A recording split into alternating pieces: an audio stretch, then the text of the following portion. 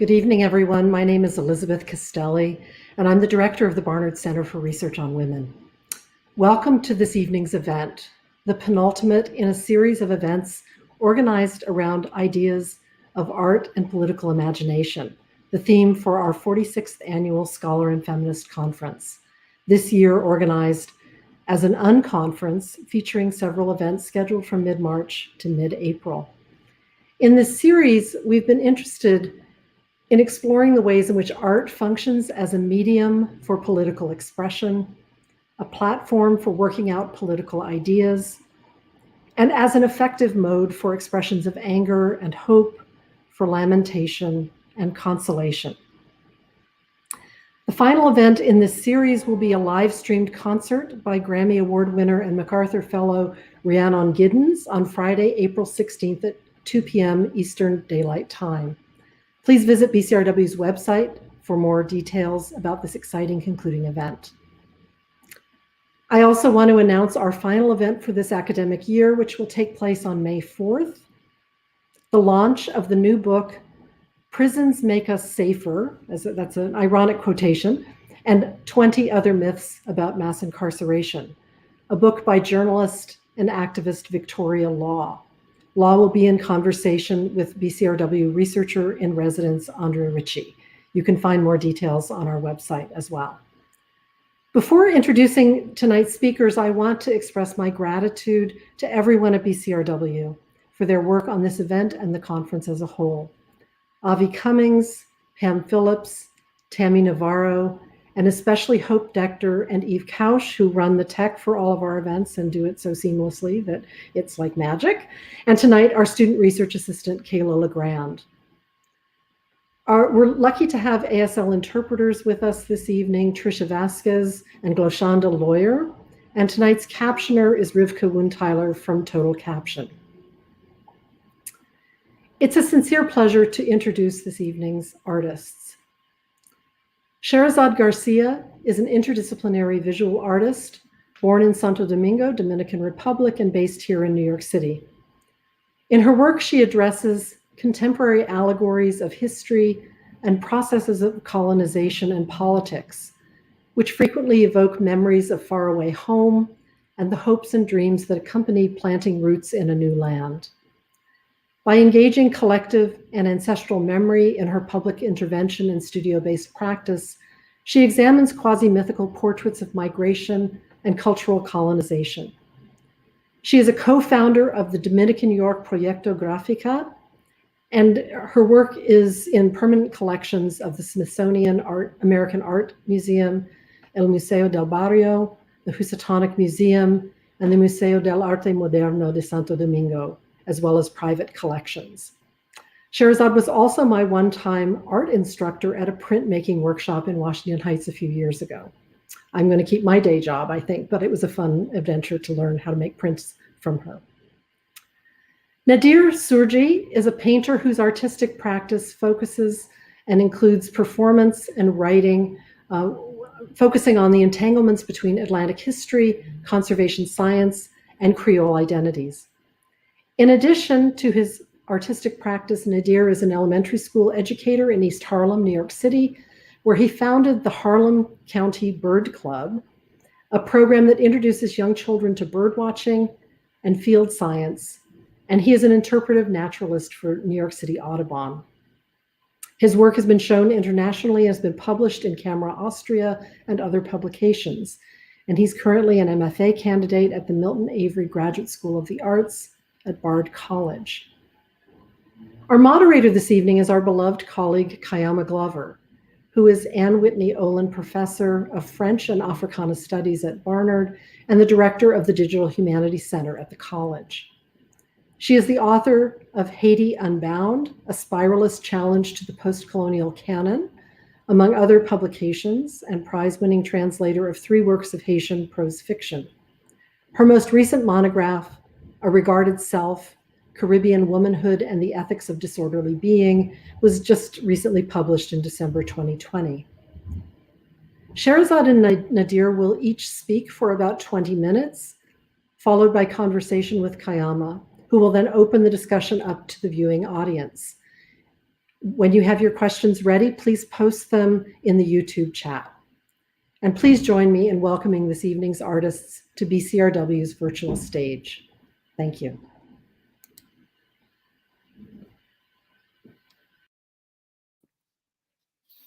Hello. Hello. My name is Scherezade Garcia. I am a visual artist and I will share my screen now and display my work. I would also like to thank Elizabeth and the team for the invitation. I am honored to be here.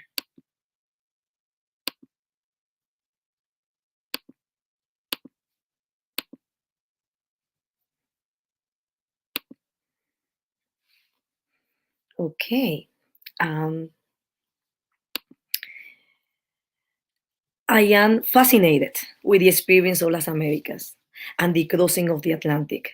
My work intends to unveil the many ongoing cultural encounters that continuously shape and reshape how we view, how we perceive, how we divide, and how we color America. My work is centered on the politics of inclusion and that hybrid experience of being from this side of the Atlantic. I aim somehow to present the most outrageous signs of resistance to the mixing of race, to the mixing of colors, to a fierce optimism that only is found here in this continent. Race, the politics of color, migration are essential for me. And you're going to see certain elements that are always constant in my work. For example, the cinnamon figure is a constant in my work since 1996. So mixing all the colors in a palette is an inclusive action. And the outcome of such an action is the cinnamon color or canela in Spanish. With that, I allude to the idea that everybody belongs to the story, so it's inclusive. So this new race that I am talking about, represented by my ever-present cinnamon figure, states the creation of a new aesthetic. This unique aesthetic with new rules originated by the lush landscape, the transplantation, appropriation, and transformation of traditions. Also, you're going to see in this first group that I'm going to show from 1996 that the Catholic iconography with my mixed race warriors and angels is my way of colonizing the colonizer by appropriating, transforming, creating new icons from here, this sign of the Atlantic. So this group that I am showing you is titled Thirst of Freedom from 1996. This series of paintings executed between 1996 and 1998 convey my sense of the Baroque and the tropical as a strategy to comment on the aftermath of the Spanish colonization. I am inspired by the style of court painting of 17th century Spain. More than anything, I just want to play with it and defy it. I use tapestry fabric as canvas to underscore the complex relationship of Spain with its former Caribbean colonies, whose legacies are still evident. The cloudy surfaces and the energy of my drawing suggest, or I aim to suggest, the beauty and the cruelty of this relationship. In each of these paintings, I depict figures such as warriors and mestizo characters, always mestizo characters, set in Spanish traditional compositions. But then I include graffiti marks and drawing to recolonize the formal aesthetics tradition of the colonizer. And I'm gonna show you these ones. For example, in this case, because I am interested in understanding the strategies of colonization by sword, language, and religion, I use this Catholic iconography as a way to play with the idea of angels and warriors, with beauty and religion and spirituality, but also genocide. I use these symbols even inspired by the meninas of Velázquez, but I paint them on camouflage fabric, or I painted landscapes of summer in a background of winter. Or in the case of this inner tube, then it was part of that exhibition, Tears of Freedom, that alludes to the fact that really the Spaniards that came were really refugees looking for salvation. And there again, I play and define and transform the whole concept of Christianity as a power. The way that I use also the idea of tapestry, something that definitely, take us to winter, is a way to also play with the contradictions of the tropics and the first islands that really represented the idea of the new world. In this case, it is like completely the idea of winter that becomes summer. And the symbols of Europe, then all the sudden are transformed and now they are mestizos, or they are completely, as I like to call, cinnamon color, because they convey all the colors. And that is also very connected to my own experience. Of to be hybrid, to be plural, to be Spanish, French, African, Native American. In these pieces that I'm going to show now are continuation of that curiosity and that interest and fascination with that crossing of the Atlantic. My work always starts with sketches. I write with sketches. And then from there, it takes me to paintings, to a sculpture, to even performances. These sketches that I start doing, it was when I start playing with the idea of how to represent migration, how to talk about that this endless story, is always present. This idea of crossing is always there. It is we are who we are because somebody crossed. This, as I call it, the liquid highway. These pieces are from 1997, 99, and you can see that these floaties, these inner tubes that we use in the swimming pool, I made them in wood, and I also built them like boats. And it was all inspired by the idea of Pinocchio. Pinocchio wanted to be a boy, but my floaties wanted to be boats and be able to cross the very dangerous waters of the Atlantic. And I was thinking in the contemporary time to the Dominicans trying to cross to Puerto Rico to be able to reach USA land, or in the case of the Cuban trying to get to Florida, to the Africans going to get in the Mediterranean to Europe. And if we go on and on, we can understand that this is humanity. Engaging in this conversation of also the politics of color. Why do I want to use pink when I am talking about topics that are so heavy of floating, salvation, migration? Because it's a way to also play with the fact that we can play with the contradictions. It gives like everything, like a painting is good, it has a tension. So every time we think about pink and the politics of pink, we think about something fragile, something that is feminine. Oh, it's a baby girl, it's all sweet and nice. Yet, there is nothing stronger than a woman. We win life and we bring risk. And in this conversation, I wanted to make sure I empower it, but I also made fun of the fact that all this conversation about salvation, I want to make fun of it. So I made everything overly big, overly pink, but my angels very baroque, inspired by the entire transformation of Christianity. The moment they touch these lands, also became hybrid. They were transformed and they became cinnamon. They became mixed, and that's the sign of salvation. And with such a force of optimism, we are really exercising resistance and resilience. So those pieces of migration and going from drawing to installation, video installations, and soft sculpture because I also find important than to be in tune with life. I want to make sure things can be touched, folded, and can be transported and can float and be able to float in water, because my frontiers are usually water. So that goes to another level is when I want to go and I want to engage with the community. I am always worried about the fact that sometimes a painter or somebody that draws has a very isolated practice when it's alone in the studio. And even though my process takes me to read a lot and to research a lot, there is nothing more important than to bring certain pieces to the people.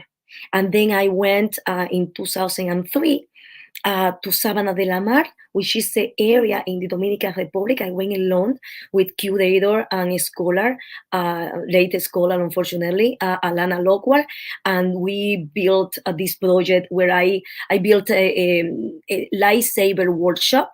I also collected stories of people that were able to go in boats to Puerto Rico, and some of them with family that were victims of many of the accidents that happened constantly when they had to cross El Canal de la Mona, that divides Dominican Republic and Puerto Rico, and that is infected with sharks.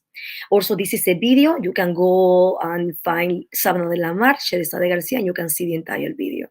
But I want to show how a piece, and the interest with the topic of migration, Caribbeanness, the inclusivity takes you not only because the way we talk, but also the way that we are using, or I am using, any material that goes from one thing to another, and everything goes, because the important thing is to be able to communicate, to come, to bring the message across. And the message is the fascination with the experience of being from this side of the Atlantic. Again, I started working with my sketches, and I was dealing with the idea of paradise and the idea that everything is relative. So I have a whole collection of paintings and drawings that are gray, because it's not really white, it's not really black. I'm going to go to so many of the pieces that I feel they are representative of my work, and I'm going to go to 2021, so you can see how the thread of my interest, it has a long journey. Those are baby mattresses, trying to be protected with plastic, and many of the practices that you see in the Caribbean, when you have like a nice living room, you try to cover it with plastic to keep the luxury to rest of the time. And it's also completely a sign to me of memory. I was outraged by the way that after September 11, how the war on Iraq was presented and sold to the American people. So I started making again this idea of like inflated, enormous symbols of salvation, once again hacking images of Christianity and making almost cartoonish ideas of it. In this case, it was like a big inflated egg, then it was a virgin that was cried endlessly, after she was used as a way to justify that we were the good and the people in the Middle East were the bad. Again, how I started the work during 2004, 2005, I started getting passionate about the experience of what I call the Dominican Yorks. I was inspired by the writing of Dominican York scholar Josefina Baez, and I started researching all about the experience of Dominicans in New York, and the exhibition was titled A Paradise Redefined. It started with these paintings on paper that were also part of animated videos, because I love the concept of moving paintings. But then they became those paintings. At the end, the outcome was like a large scale installation with sound, light, and video. And I used tents, alluding to the fact that almost every people that I interviewed for 3 months in Washington Heights, interviewing people and asking the question of, what were your expectations when you came to New York? And everybody was like, I was going to work, for 5 years, bring money to the country, and then stay there. Well, that was not the situation. These tents that they thought they were camping for a while in New York became home. So when you were in the exhibition, you were able to enter those tents and listen to the interviews. Some details. Theories of Freedom. Those are pieces from 2011 and 2010, 2011. I use the technique of printmaking also as a way to play with, like I always say, even the process has to be inclusive. And when you do printmaking, the process of printmaking is extremely democratic, because you print one image, one screen, and that screen produces many of the same images. So that to me represents a collective memory. But then I take that collective memory, that repetition of the image that belongs to all of us, as the ocean belongs to all of us, and then I cut them. I cut it, I transform, and it becomes collective, but also personal. Everyone has a unique a story, and that is important. And during that time, it was that my whole body of work, inspired by what I call the liquid highway, that is the ocean, started. Then you can see the process of printmaking. These are many of the paintings that come from all the stories. Those were large paintings, but they have collage, they have printmaking, they have acrylic, pencil, and ink. The way I map of the Caribbean is that we are all connected by the seduction of the Caribbean Sea, yet completely navigating into what I call a sea of tragedy and beauty. And every inner tube is connected with these safety ties, that are the safety ties used by migration police to supposedly take prisoners, what they call illegal citizens. Also, the tags that you see are the search of promised land, that in this case is New York City. So many of my pieces go from to be interactive. In this case, people were this cathedral. I'm gonna show you how that came about. People were invited to write in the suitcase tags and post on the sculpture their own migration stories.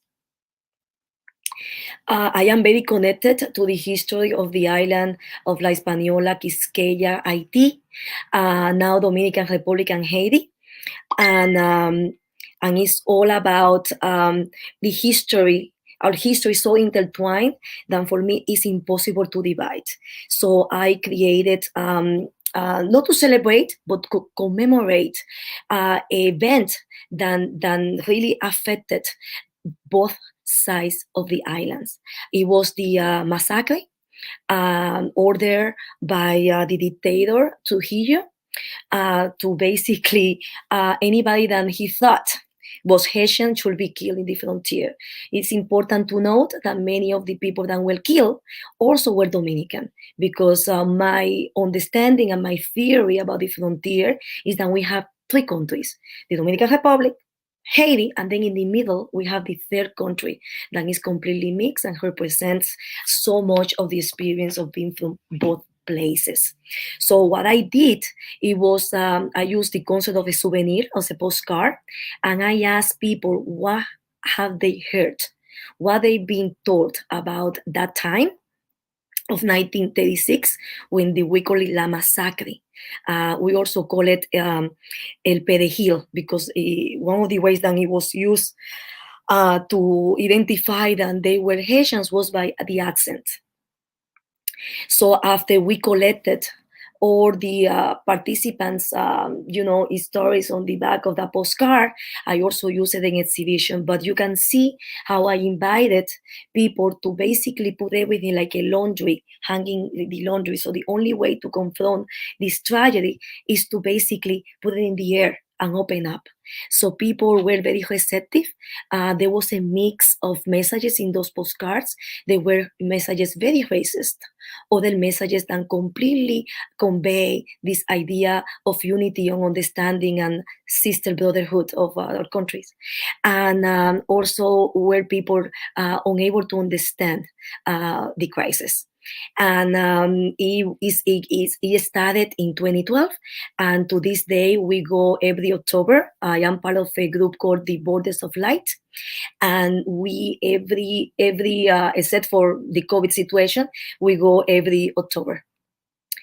2015, I decided to go back to my love, that is painting, and I wanted to start like basically by painting. It was a way to engage in what I call my love letters to the Caribbean. And I'm just gonna go so you can see the paintings, all large paintings, 38 by 42 inches. Those are views of my exhibitions. They very much everything goes: sculpture, printmaking, installations, paintings, videos. This is a piece commissioned by Columbia, the Liquid Highway. I am a believer that the liquid highway, the ocean, it carries our DNA, our stories, and it's a via and it's an obstacle. These are very different versions of the liquid highway. One commissioned by Columbia University, this commissioned by Brick Art House in Brooklyn. And you can see the size of it. And also I add three-dimensional pieces with inflated inner tubes so we can float in the ocean. It can help us in the journey. Also, you can see I am very much with this idea of illusions and layers that also are completely informed by my own experience. I have many layers in this skin, so my process has to be full of layers. I cannot be minimalist. I am baroque and proud. And this is another oh my god, sorry guys,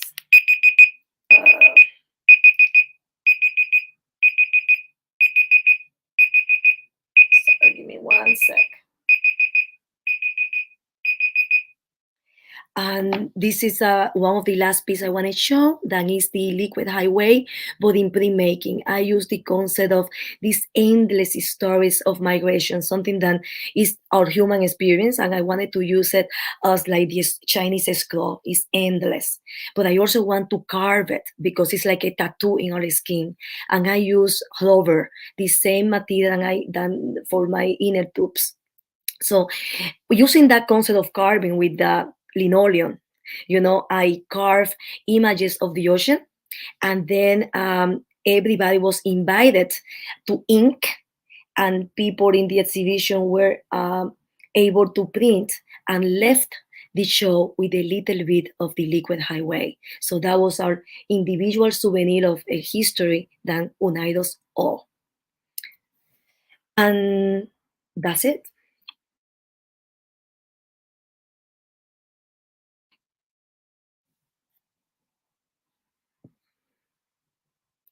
Okay.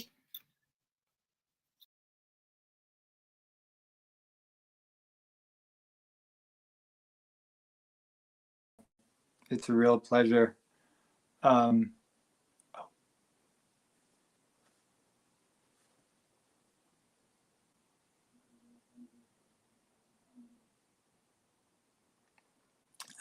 you, BCRW, for having me. It's a real pleasure to be here.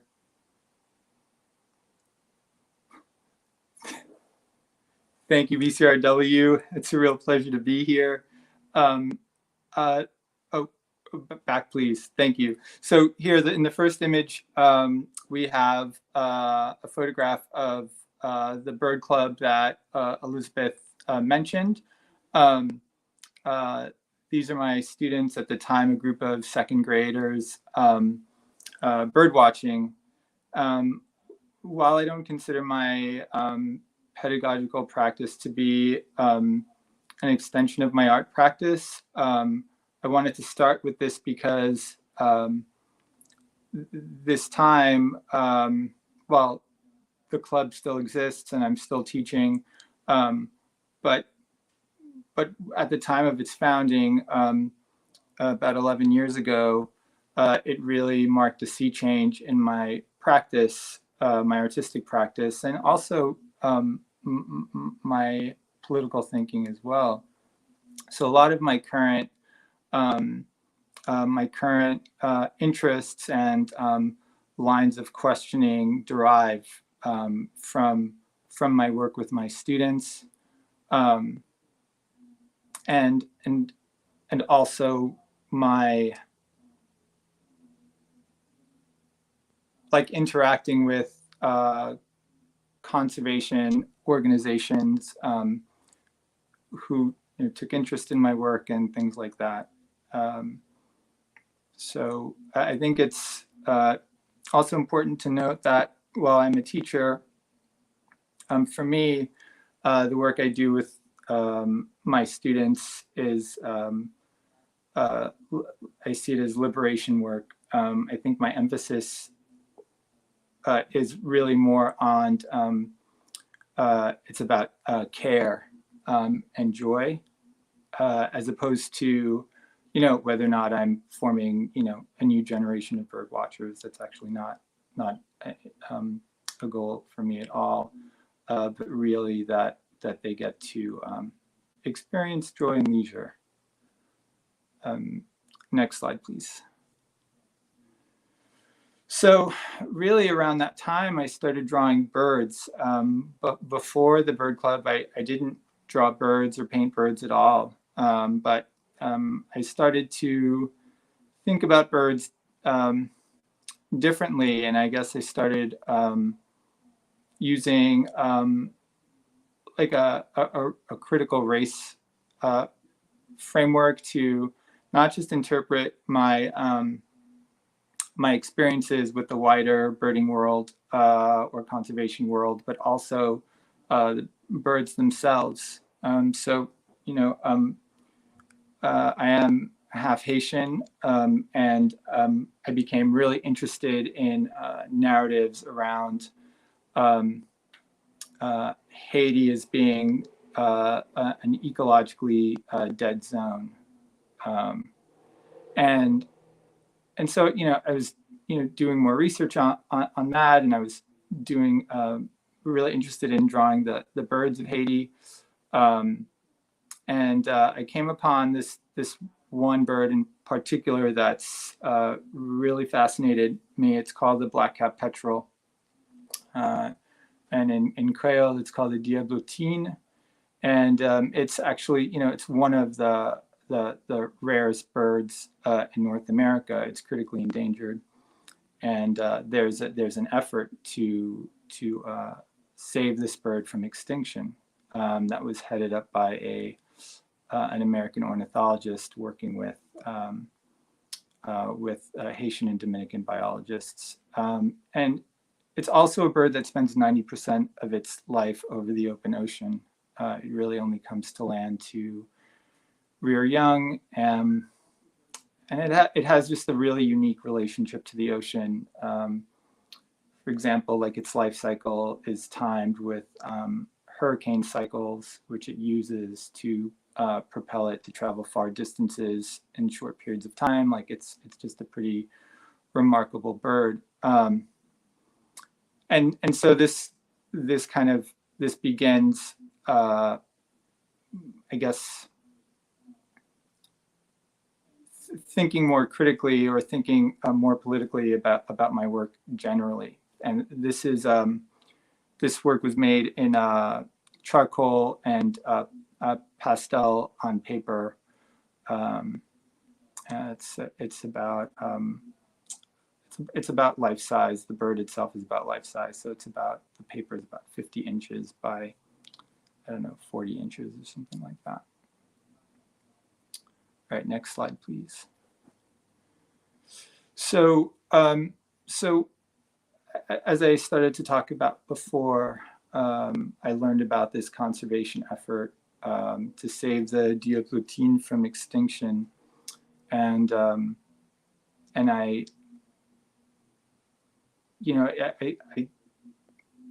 got to know a bit about the conservation team.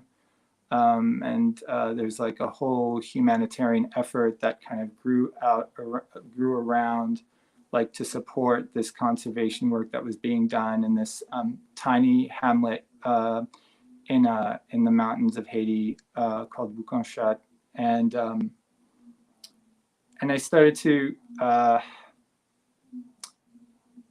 the more that I learned about it, the more that I understood that there's a real dissonance between the intentions, people's intentions, the impact that it had, both for the bird, both for the community that lived near the bird, and also like the way that the products of that labor were being consumed by Americans from America. So, as I said that this bird, it lives most of its life over the open ocean.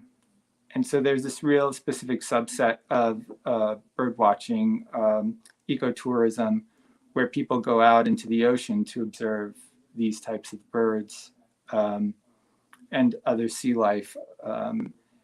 It's called pelagic birding, and so I found it troubling that really what you had was like this. Despite the fact that the American conservation team approached the conservation work in a really thoughtful and caring way, there seemed to be this like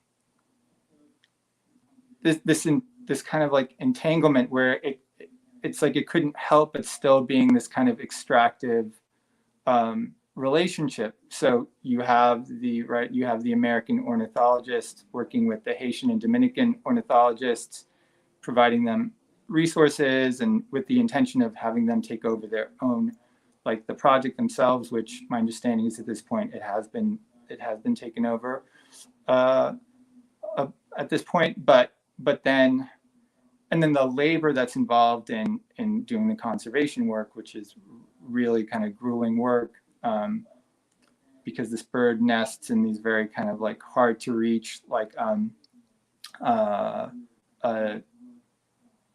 very like wet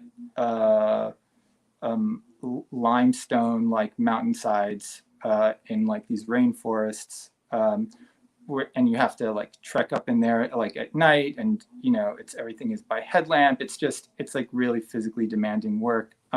So you have this being done by primarily Black and brown people, and then you have the bird, which is then observed by like these American ecotourists during the day from a boat. So it's like being consumed, right? So it's like there is a certain kind of colonial structure where you have, like the metropole benefiting from the labor of the colony in the form of this like nature experience product.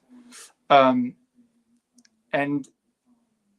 so I was invited to have an exhibition in Vienna, Austria.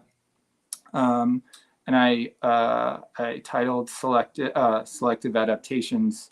And this drawing here is from a series of large-scale drawings that I showed at that exhibition. It's at a space called School, run by Yasmina Haddad and Andrea Lomblecker. They do really amazing work there. And anyway, so this is an image of actually the lead Haitian ornithologist. His name is Anderson Jean. And so, there's a real dilemma about trying, like thinking about how to represent his work, his contribution, but also how to think about it, and how do you convey the complexity of his figure symbolically and practically. So I decided to think of him as a Haitian loa. So for those of you who may be unfamiliar with the term, a loa is like a deity. It's not really right. It's more like an enlightened being that has then become a god. So a loa is a person who was like a regular person who accumulated enough wisdom in their lifetime that when they died, that wisdom lived on in a spirit realm, and that humans have access to that wisdom and that's what Vodou practice is largely about. It's about communicating with the spirit realm to benefit from the wisdom of people who've accumulated in that life. And I saw Anderson as a supernatural being, and also just representing like the resiliency of Black people, of African people, of Haitian people, of Creole people.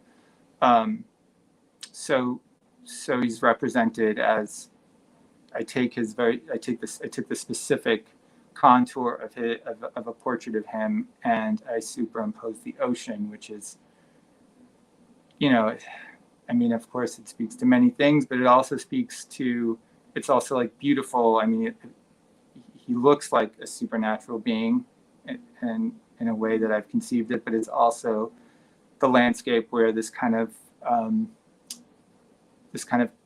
financial transaction takes place.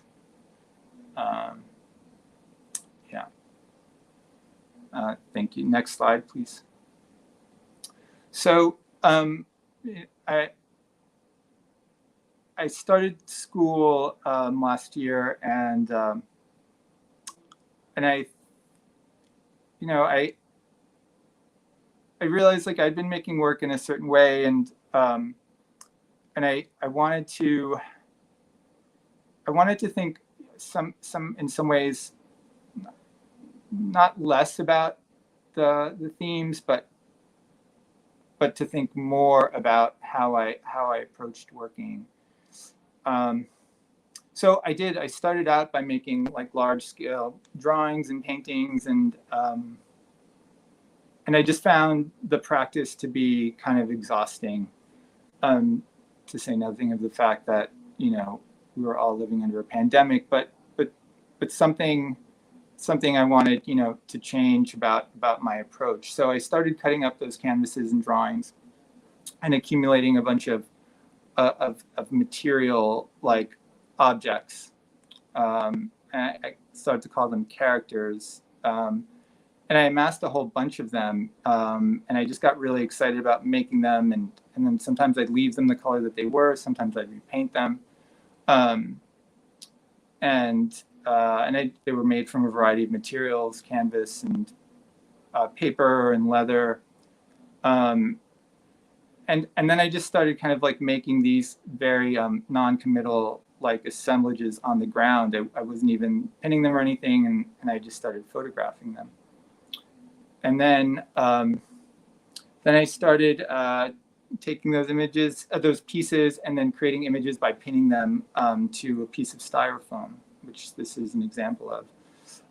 So I'm really interested in this lack of fixity that comes along with specifically, I mean, in the context of my upbringing, but like in this specifically around Creole identities, and how to embody that, not so much in image, but in like practice, or how to embody that in practice. And so I started making, these works that were always only ever going to be temporary. So these pieces just get pinned to a piece of styrofoam, and then I document them, and then I take them apart. And as I was going through this process, I started amassing a large number of these characters, and they started littering my studio floor, and I would step on them, and they started to gain like a life of their own. It was almost like a wetland full of things that were new and decomposing, and they'd get dirt and dust and hair in them, and they, I don't know, they started to become richer and richer with this record of history and time. So this one is called Psychopomp. It's about 5 feet by 4 feet roughly. And all of the materials that I discussed, paint on paper, canvas, and leather. Still very much interested in Haitian mythology and symbolism. And so the skull in this case represents Papa Guédé, which is a very well-known and beloved Haitian Loa, who was sort of the deity of death and fertility, but he's also a psychopomp. He's also like a guide, a spirit guide. So he stands at the crossroad and waits to bring you to the land of the dead. And so I really like him as a figure, even though he's much used in popular culture, to say nothing of the fact, of his appearance in Disney film Princess and the Frog.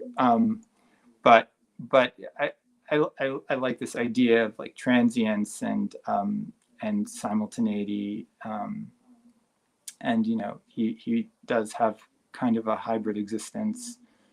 And also I think it's challenging for me. It's always interesting for me to try to like take something that's overused and has become becomes trite through overuse, and then try to come up with ways that are still make it kind of vital and interesting to me, at least.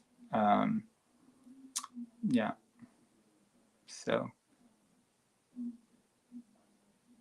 I guess next slide, please. So I started to push this this idea of like a lack of fixity or an anti-fixity even further, and I started to also kind of question like my reliance on the rectangle, which is a format that's so strongly rooted in the European and American painting canon.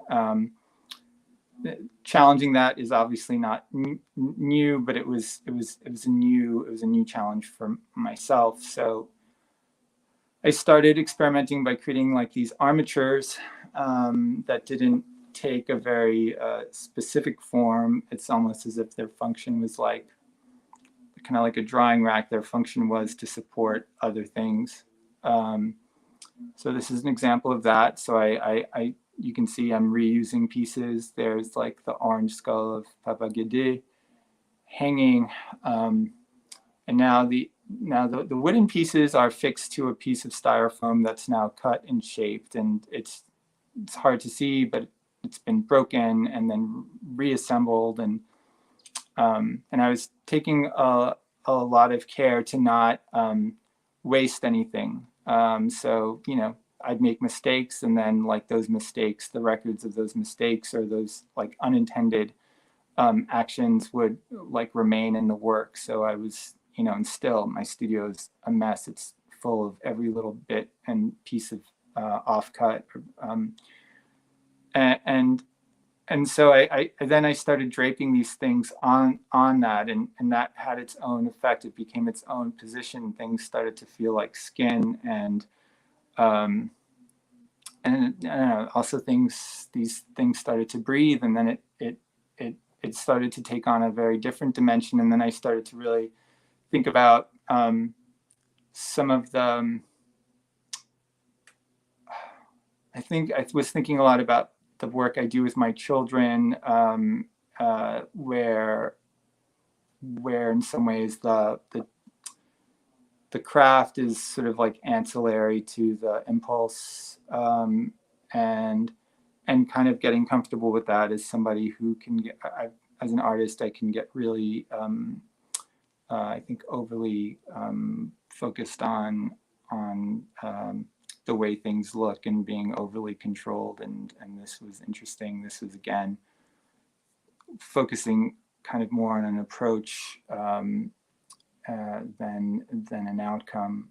And it was a very kind of exciting time. I think it this way of trying to also like, we're dealing with this lack of fixity, and but also that everything, I don't know, that everything has a place, everything has value.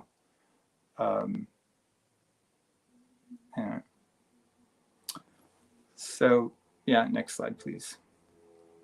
So then, actually, it was one of my painting professors, an artist named Ulrika Mueller, who recommended that I start making drawings of my assemblages, and my assemblages and my whatever temporary collages. And so so I started working in charcoal, and so like I'm coming back to paper, I'm coming back to the rectangle, but again with like a very different frame of mind, where I'm in a way approaching and letting things kind of develop in a much more intuitive way. And again, instead of being too focused on the outcome of things, I just kind of do something and then sit with it for a while, and then do something else and then sit with for a while, and then if I don't like something, then I'll erase it, and then not, just kind of leave all of that record, leave all of that in the drawing itself, which is almost like it's almost like become an aesthetics of like self-care or something. Anyway, so it was I remember this drawing. It's got a super long title, but I just remember part of it. The first part is drifting in the bay one night, a nature spirit came to the surface of the water.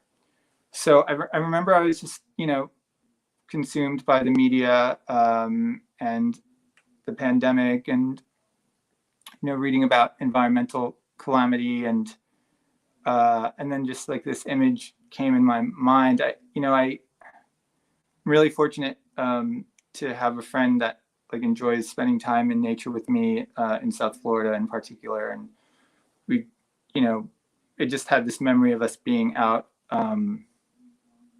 on this lake in Everglades National Park at midnight, and I was like reimagining that, and then I just imagined like looking at the reflection of the moon in the water, and then this, and I'm also really influenced by like magical realism and fantasy, and just like this idea of like this, like, this spirit comes to the just below the surface and is talking to me, and in a completely like, right, like not it's not like logical or rational. They're just like these elements. There's a head of a shark, and there's an ear, and things like it's, and there's some things like that I'm trying to make sense of what I'm looking at, and the message for me. So again, you hear this idea of the spirit. So this for me represents kind of like, this is like ancestral wisdom. This is like, and I also this for me is also like Papa Gede.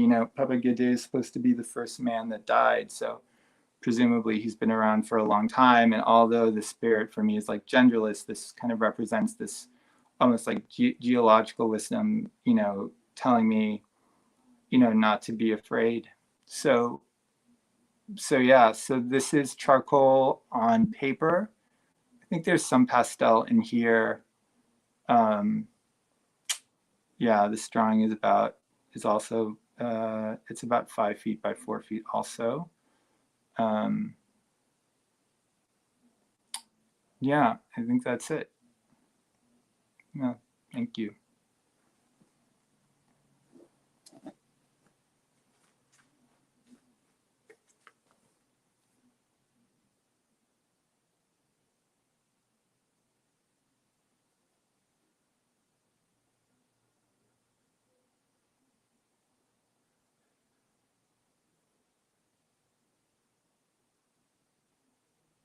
Okay, I think we're waiting for Sheraz. Oh, there you are. Wonderful. Thank you so much, Nadir and Scherezade, for those amazing presentations. And I'm really very daunted and honored to be in conversation with you. I have the privilege of getting you to myself for the first for another 10 minutes or so, at which point I'll open up to questions from folks looking at this on YouTube.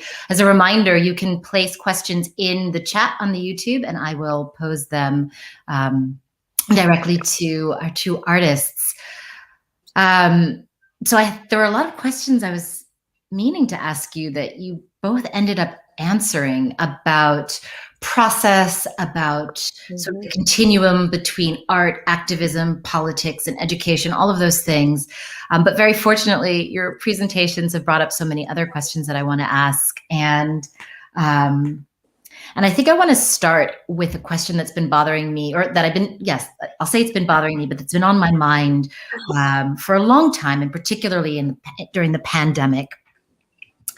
And it's a question about sort of the privileges of movement in sort of the cosmopolitan world of art, and let's say the academy as well, right? For those of us who have this sort of cultural capital that enables movement across the globe, right? And kind of juxtaposing that with the negative associations with migration that both of you bring up. And so I'm sort of just reaching out to both of you for some wisdom or some perspective on how you grapple with the kind of moral or existential quandary or conundrum of your privileged movement as artists through space, right?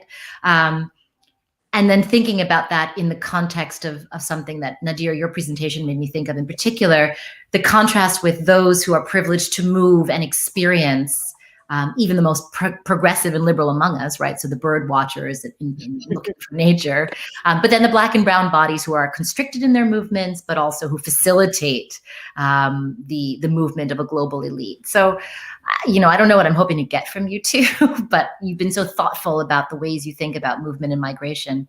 I suppose I'd like you to share with those who are listening your thoughts on these matters. Sharazad, you want to start? Okay, Please start. You have to start too, huh? Okay, of course. Well, such a wonderful question, and I think that's why also with the whole idea of migration and movement, I am so like I am such a pirate. And I say that in the best possible way. It is because, that's what even in the process, I had to have layers and layers and layers. It's like nothing is so simple of like going from A to B. It's like, and that is also why I also feel like when I talk about the tattoos, like those experiences, like you do carry your ancestors. So that's why, it is so much of like when I talk, I say always that I navigate between tragedy and beauty. I do embrace the joy because I am informed so much by the optimism of the Caribbean and the resilience of it. Like we will use carnival to be able to fight, the music to be able to survive. But yet I feel that we couldn't talk about movement without understanding a struggle. And I think we wouldn't understand or appreciate freedom if we have not experienced or understand the sense of enclosement and the forbidden. So I guess there are so many roads we can take with this question that I had to say I go for it, Nadir, because I am still digesting, because I think I would like to talk more. So I love it. So maybe could you articulate the question a little bit more? I'm not totally sure that I understood it, because it's so yeah, maybe. Yeah, sure. Yeah, no, I think I just can't help but think both of you are so attentive to the question of, you're not shy about that. It's not implicit. There's politics in your work, right? And not only are there the politics in your work, but you mean for people to see the political messages that you're hoping will be activated by your work. And I think one of the bigger political questions that we're all facing in this moment, both on the level of kind of social inequality, but also the environment, is like, what are the costs and the privileges of being able to move through space? And like, what kinds of movements are characterized as sort of the cosmopolitan movements of a global artistic and intellectual elite versus the kind of things we point to as migration, right? And refugeeism, all the things that are evoked, for example, in Scherezade, in your what you called your floaties or your inner floaties, yes. Right? If we're talking about the sea and we're talking about migration, there are those of us who are traversing, in airplanes to, when I've been reading about the fact that, you both evoke the Caribbean, you're cited in various diasporic cities, be it Miami or Paris or New York City, right? That there's this contrast between, I think, some of the political messaging that's happening through your work and the reality of what it means to be a part of the art world more broadly. So yeah, it's not that specific, but just if you have some thoughts on the conundrum that might present. Yeah, so one, I think it helps that I'm really not part of an art world, in the sense that I think in the way that we think of my public relationship to an art world is relatively new, although I've been practicing, my whole life. So I think. So I think that helps. Like, I don't know, like, I mean, I'm still in the process of like developing an orientation, or like I'm still in the process of defining my position in relation to an art world, or a public art practice. Mm-hmm. But just thinking about but I'm understanding your question, or at least some ideas about your questions, to have to do with like how do I don't know, but what I would say is, like, one of the things about Creole identities that I'm sure you're familiar with, especially with like this like, clearly, like, you can tell by my skin color, like, like I come from free people of color. Like, in Haiti, my grandfather was not considered a black man. When he came to America, he was, right? So like, I'm, like, I'm both the colonizer and the colonized. And that is a discomfort, but also an important, like, truth that I need to live with, and informs my politics all the time. And so I know that in many ways that my exposure to bird watching at a young age, it came in because what my family looked like in a very specific time, in a very specific place. So I'm an interloper, I mean, and I think that is actually, in a way, a specific kind of Creole experience, like, in many ways, especially in America. So it's more like I think what I do is I focus on where my politics lie, and so I'm aware of that. I acknowledge that. I live with that. But then I focus on, for example, Black liberation. Like, I focus on the care of Black people. I focus on the care of marginalized people, of queer people, of disabled people, in my actions. And I feel like in the end, I can just be honest about who I am and what I am and where I'm from, and then I take responsibility for my actions. So I don't know if that speaks to anything that what you're talking about, but that's it absolutely it does. I appreciate first of all, I really I found very helpful the words you used. You're navigating your orientation and your positionality, because what it is a reminder of this sort of the fact that we are differently politicized, racialized, gendered, etc., depending on where we find ourselves in these various places. So I think that idea of it being dynamic is really helpful for me. Yeah. I don't know. Do you want to say more on this, Scherezade, or? I could add, I agree with you. And I do find always ways to try not to be too biased, because I do think I always have a direction. What I am trying to do a lot is, like, because my thing is to give a voice to histories that are being silent. And this has to do with who we are. Come from the Caribbean, we have so many colors in this skin, and how can we stay quiet? And this is something that I really like, because it's like, what do we do to be able to make clear that it's not just about, oh, I just belong to this and this is the only thing I want to show. And I am very worried all the time to make sure people understand their history. When people actually understand their history, which is something that, another thing, how I disagree with the how the books are written, the textbooks. I disagree with everything. So then what I try to do is to kind of teach this way. Why don't we read between the lines? What about if we question even what we think is safe? Like I play with that a lot, to be able to kind of get into this kind of, not a limbo, but like in between, so there is no absolute truth, but there is definitely a sense of like you always have to question, and there is always another level of like new truth, and then at the end we realize that we are the same. And then I kind of like play with that, and I attribute that to being Caribbean. Of course, I am biased. Thank you so much.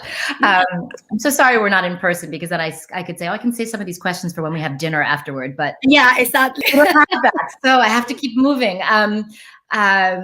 Another thing that kind of came up for me when thinking about your work and looking at your slides, I was struck, obviously, Nadir, and you did this very purposefully. You began us outdoors, and you began not with your work, but with the thing that undergirds your work and that motivates your work, this space outdoors, these children, and the environment. And Scherezade, your work, the extent to which it takes up space outside. So yes, of course, you've got the gallery expositions and you've got the commissions, but you have all of this work that's in our outdoor environment, and then of course these pieces that invite communities in to engage with it, right? So we hear this word all the time now. It's kind of a buzzword, accessibility, and it's almost lost its value. But both of you are adamantly and materially, in the most pure sense of the word, trying to render your work accessible, like in conversation with and engaged with communities.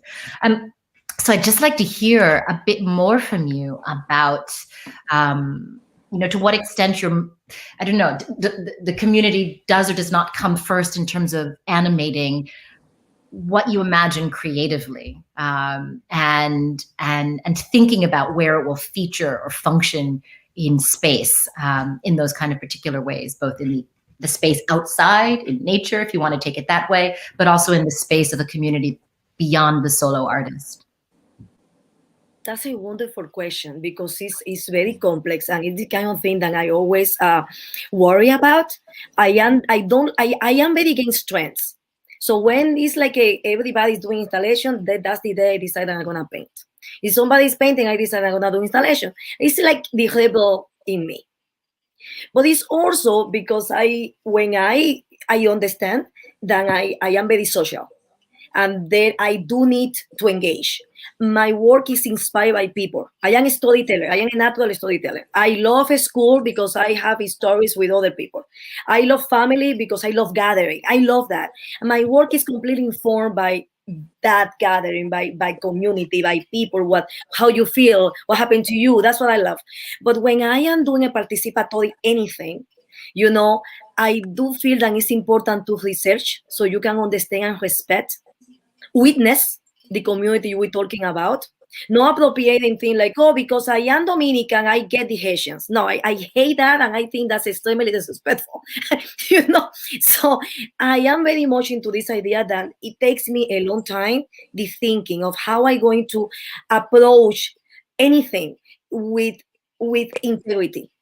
And when I feel that I am not appropriating or I am not taking, it's like it is in a position of equality, where the people that are participating are as important of the idea I have behind. So then at the end, the work grows, and it becomes an inspiration for other work, because it's a learning curve for I hope for the people that are participating, and for me as a way to research. That's what. Thank you, Scherezade. Nadir. Yeah. So I in some ways I reserve like my studio practice to work out my own my own fears and my own contradictions and my own questions, but also to mine my own narrative. So again, I have not yet been really faced with the kind of any like ethical dilemma about thinking about an audience. What I attempt to do,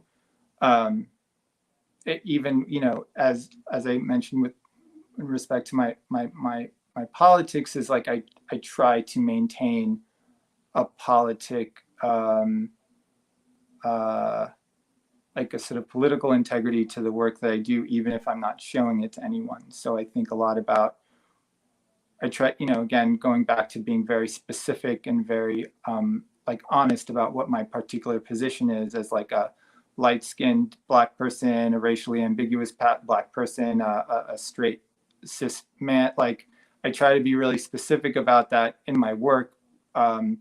So what that'll lead to, I mean, hopefully work that I can respect myself, still respect myself for making.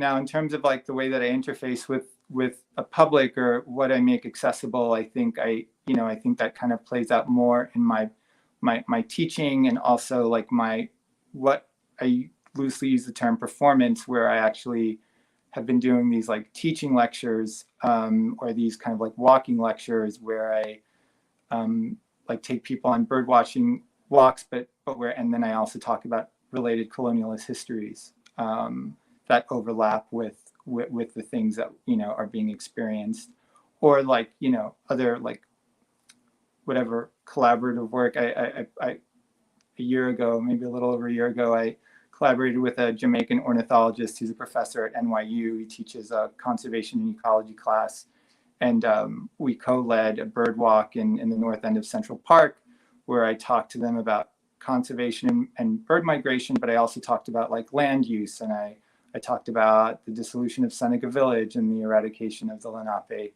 Indians, and also, but like to think about it both like in historical terms, but also living terms, like who's using the north end of Central Park, who are like, who's living around the park, and who do you see represented in the park. So kind of like talking about these things in these really like overlayered and porous terms.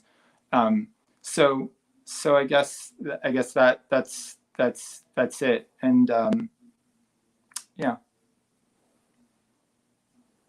You say that's it, but it's like, yeah, you just gave us a world of an answer. So thank you.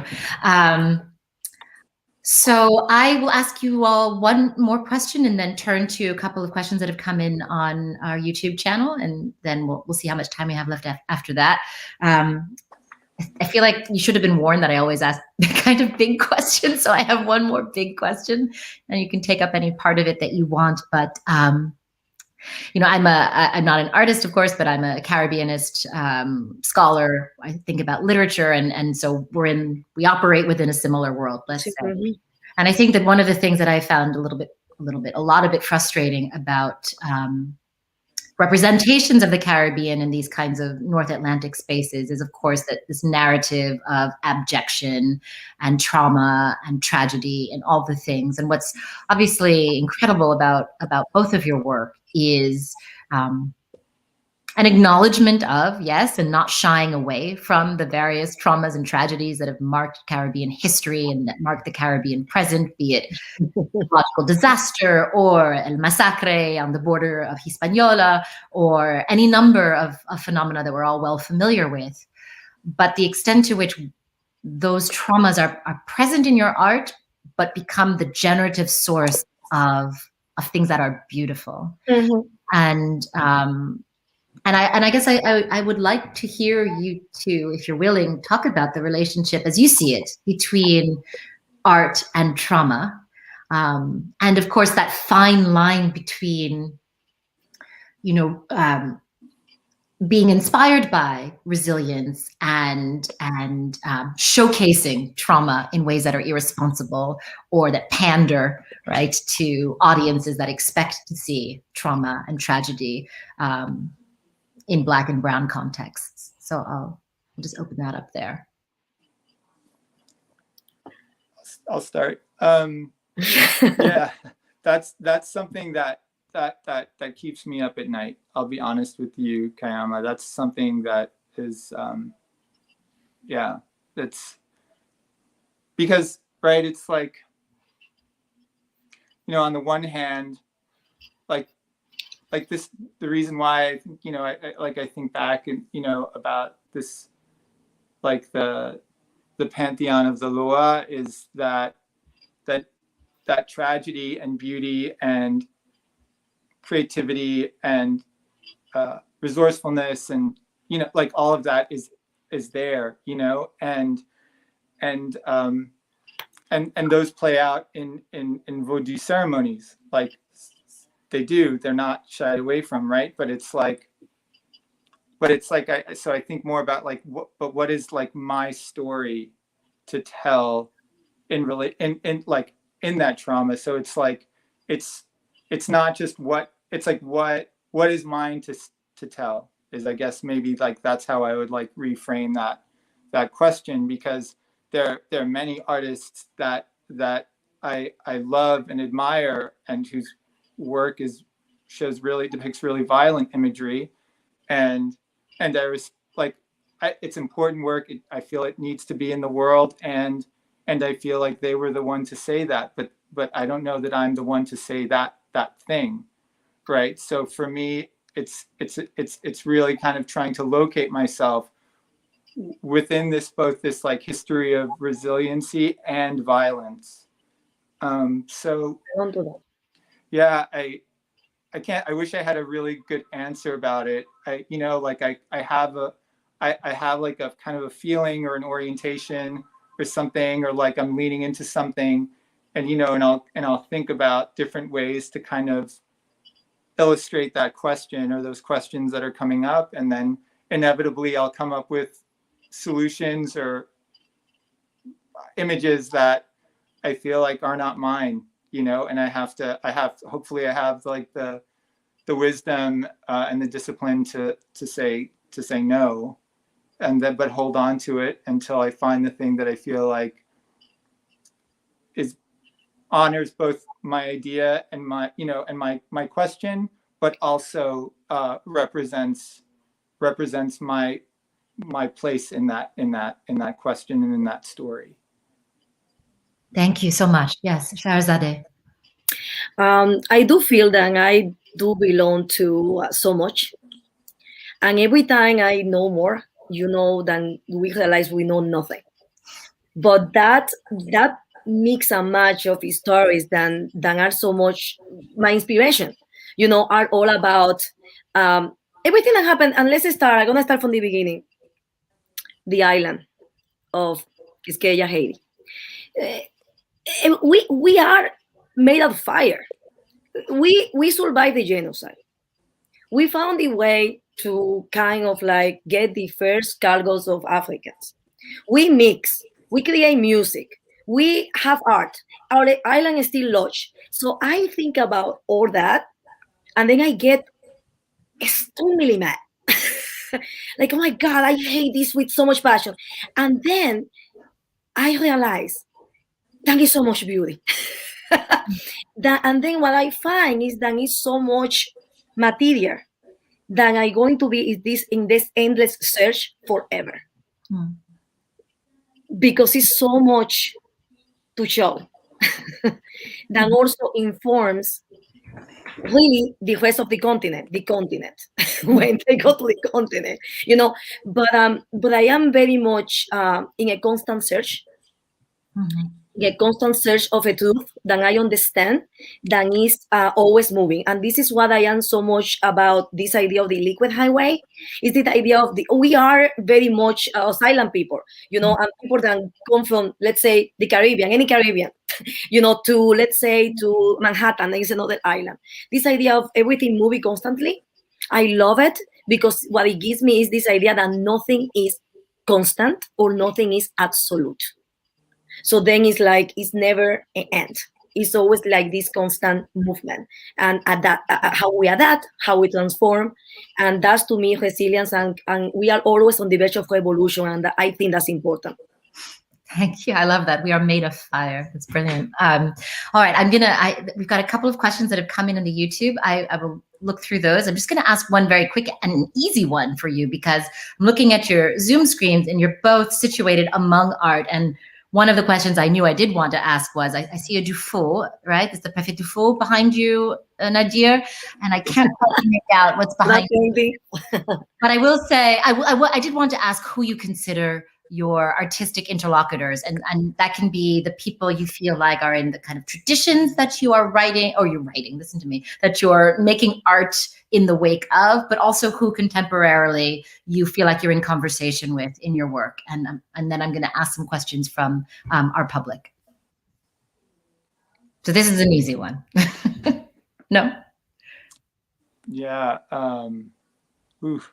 That's hard. Yes, it's hard. I agree with you, Nadir. Oh my goodness. Okay. That's Sit on that. I'll ask, do you want some time to think about that? Because I can ask you. Yeah. Give me. Because I do want to know, but you can take a moment. I really thought that was going to be the easy one. All right. So we have questions.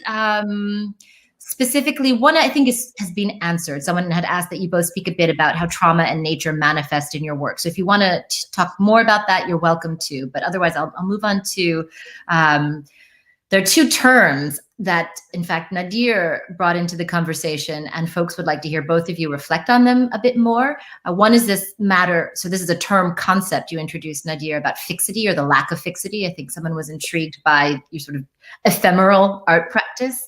And so they want to hear more about that. And then another question for both of you around the notion of extraction and how this question of taking from, I suppose, is part of both of your work, extraction. However you meant that, Nadir, I think this was your word, but then what you can do with it now.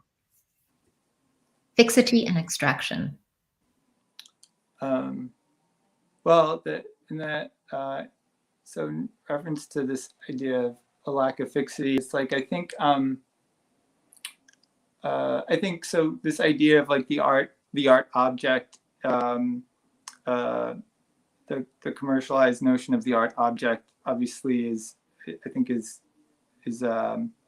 it was an idea that I was interested in challenging myself around, and also like what comes along with that, like, so like records that get preserved are preserved because they have value, or like some kind of intrinsic value. And like, what is the intrinsic value? Is it the outcome of a series of decisions that I made, and then it's like has value, and then I like leave it as it is? And so so I was just interested in this idea of like placing value somewhere else, placing value in the gesture, placing value in the intention, and then it's sort of being a practice of that. And actually it's also like a conscious way to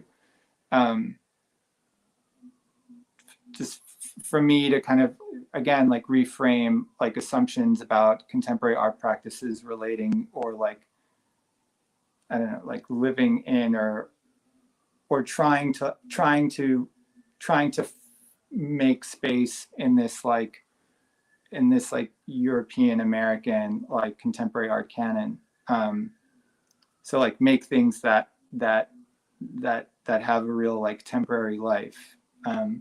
I think also that in this notion of fixity was interesting to me, because I feel like we're also living in there's like a lot of anxiety and a lot of uncertainty happening on many fronts. A lot of wonderful like revolutionary work happening, of course, but like but also like a lot of uncertainty. So it also felt like, you know, I was also interested in like making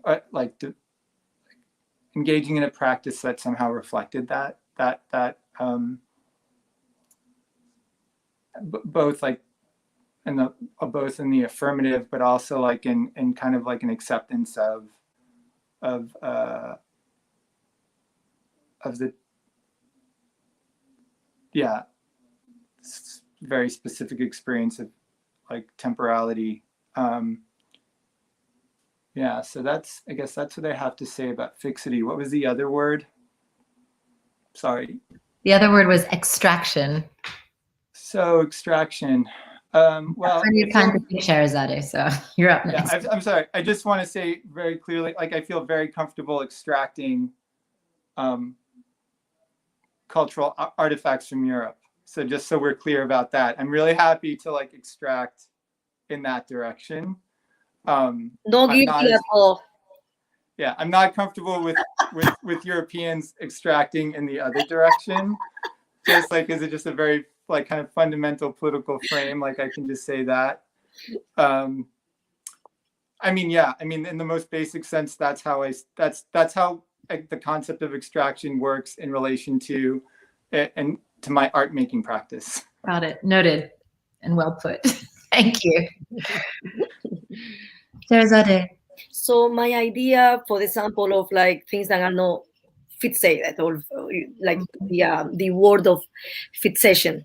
Anyway, everything that I do is it talks about the way that I see who I am. I am always in transit because I belong to many. So if you take a look, my inner tubes, they can be deflated, they can be inflated, they can be folded, they can be in a suitcase, they can actually float. You can sleep in a bed, in a crib. You can sleep, you can pinch it, you can pull it. The inner tubes, the same thing. It's all things that can be moved. It can be adaptable. You know, it can be pulled. So that's for me is extremely important. And also the idea of like things that doesn't matter what, they are within you. That's why I do this inner tubes with the drawings, because those drawings are the tattoos that you don't see.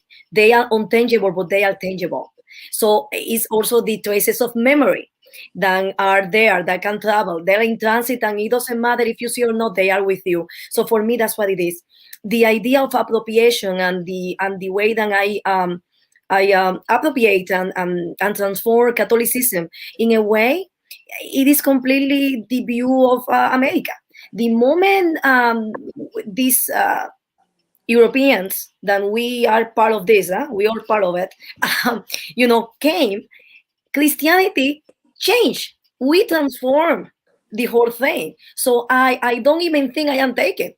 I am just showing the new Christianity, the new everything. And for example, I'm gonna go further.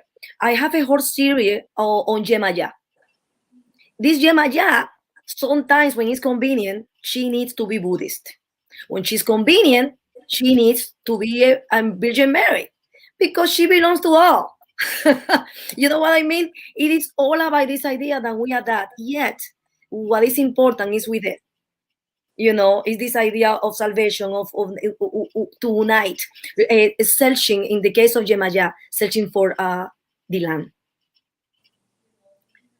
So anyway, we can about this. I was just debating if I had the time to ask one more question, but you just beautifully, I don't know what spirit is guiding you, answered the question that I was going to ask from the audience, which was specifically to ask the two of you to think about, or to talk to us more about religious figures, syncretism, the use of Catholic iconography, and you both were like, boom, extraction, syncretism, manipulation, expression of the hybridity of who we are as Caribbean artists and subjects. So we covered that ground, and we're still well in time for our 8 o'clock end. So I do want to end by thanking you both enormously for sharing your work with us and for being so honest and vulnerable in your answers to my questions.